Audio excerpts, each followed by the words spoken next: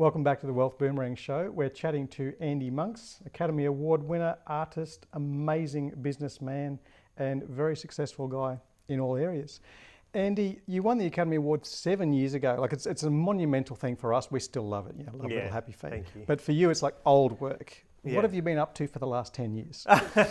Yeah, it's a good question. Well, I mean, I went from that, and look, I can't take all the credit for Happy Feet. I was part of a large team. All right, I will for this time. But you know, look, I went from that, and that was a real accomplishment. It was something I'd set out. It was important to me, that goal. I'd set that as a goal to be part of an Academy Award-winning film, and I did it much faster than I expected.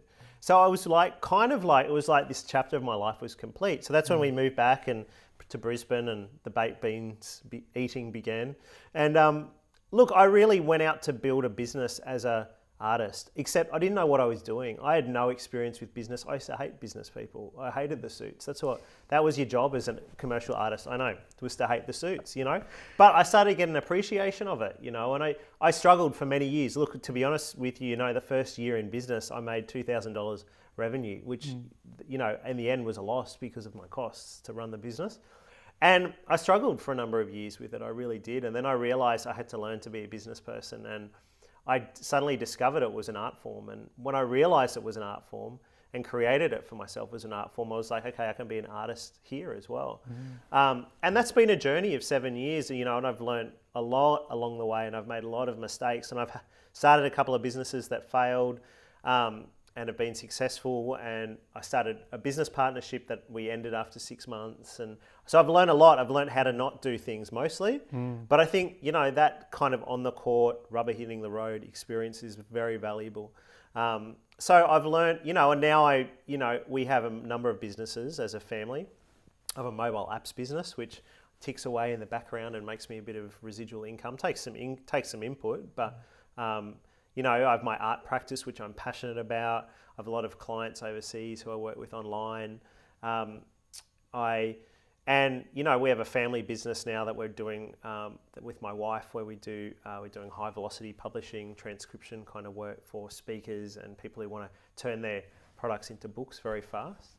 And then my thing that I'm very passionate about at the moment, besides being an artist, is I have a business called The Hero's Adventure, which is using storytelling techniques, the hero's journey, to as a business model for people and as a model for people to really fulfill what they're passionate about. And I've got a number of people who are clients who are working with mine. I do a number of workshops, speaking engagements. So that's my ability to be able to contribute back now. And I learn a lot as well for myself. And you know, that thing is, the hero's adventure is fascinating. I find it fascinating. And I find what's fascinating for me is that it resonates so deeply with people, and that I've been able to work with other artists and have them start to make money out of their art, which, you know, for some of them it floors them that they can do that now, you know, and we're all still learning together, but it's, you know, trying to crack this code on being an artist and a business person as well at the same time. I guess many people start a business because they're very good at what they do, and they may have been working for someone else. And then said, like, I'm a really good mechanic, I'm going to go and start my own mechanic workshop, or I was a really good financial planner, I'll start my own financial planning business, whatever. How do you actually bring in the creativity and the passion of an artist to say, okay, I'm going to teach you how to be a better business person when they already think they know what they're doing? Yeah, well, that's what you got to confront firstly, is you've got to get them to admit they don't know what they're doing. And look, and that's a mindset thing. And look, it's important. And if people don't want to start at that place, it's difficult for me to work with them. But I think if you can start with, I don't know what I'm doing here, that's the beginner's mind. And that's the highest state of learning, is to be, I don't know. You know, if you're like, I know everything and I've got it sorted, don't tell me, that's, you know, that's tricky. But, you know, so I start with them and go, okay, you've got your ability. Now let's look at who would want it. And so I work with people a lot on who's their tribe. Who's their ideal customer? How do they connect with them? How do they market themselves? How do they deal with the dirty word for artists, which is selling? And if you don't know how to be a good salesperson as an artist, you're in trouble. You're not in business. And mostly you got to get them to it's not what they think. You know, if people experience being sold to, you're not a very good salesperson. That's what I think. I think, you know, if you're delivering something that people want and need, and you're providing value, that's what being a great salesperson is. And then finding the people who want it, you know. So that's part of the battle, I guess. For someone who's working a job that they particularly may not like, they're there because the money's good or because their friends are there or whatever. Yeah. You say you started a business and the first year you made $2,000. Like, what would you say to people now about starting a business following your passion? Yeah, well, I'd say firstly, there's no guarantees. I think there's a lot of people out there saying, go for your passion and it'll all work out. I don't necessarily, I think it can, but I think it takes tenacity and time. I think it's definitely possible. And I know ways to do it that are fast. But again, there's no guarantees in life. Who knows what's going to happen tomorrow in this planet. But you know what? You have a choice. You have a choice called be dissatisfied and be secure, or go for the insecure, less beaten path and be fulfilled, you know what? And maybe sometimes you have to compromise, but you know what? You'll look on your back on your life and you'll be way more satisfied and live a life of no regrets as far as I'm concerned. Cool. There's some people out there who are working hard to get the big house, to get the big car, and obviously mostly for the blokes. We only want those things because girls like them.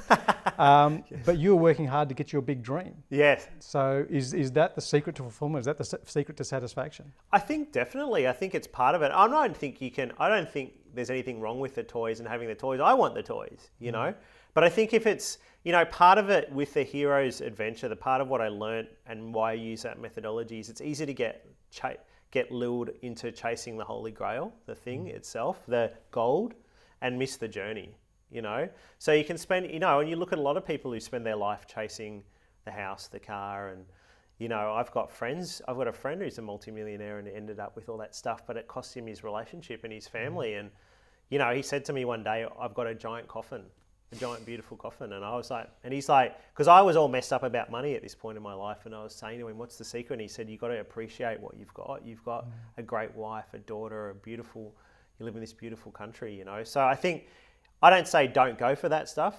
I'm not saying that, but I'm saying there's a lot more that's important than money because, who wants money so we can roll around in a big pile of money like Scrooge McDuck? Maybe for a couple of minutes, but... Mate, tell us quickly, we're almost out of time. Tell us quickly about the hero's adventure and how people can actually literally be the hero of their own life story. Well, I think you've got to firstly realise what's your calling in life. That's the hero always has a call to adventure. So what are you called to? What is your heart desire? What do you want? And then it's following it, having the courage. It's all about courage. The courage to go after what you want and to be authentic and to express your authentic voice and find your tribe and give them what they need. You're very passionate about what you do and very humble with what you've achieved, not only the Academy Awards and what you've done with the business, but also, of course, the Black Belt and being egoless. Absolutely love it. Thank you so much for being on the show. Thank you.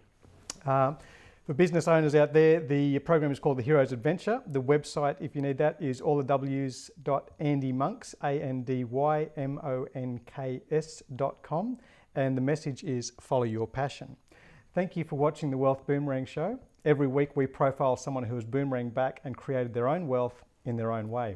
Make sure you connect with us on Facebook to join the discussion about the show, ask questions of the guests, or suggest guests and topics that you would like to see. Next week on the show we present Jean Sheehan, a former hospital nurse who says that she has the ability to give people an X-ray or an MRI without using any equipment. Make sure you book yourself in to watch that show, and remember that what you send out comes back to you. Your wealth is whatever you value, and your wealth is whatever you say it is. Good night, Brisbane, and good night, Asher, my rose. Daddy loves you. See you next week for another Wealth Boomerang Show.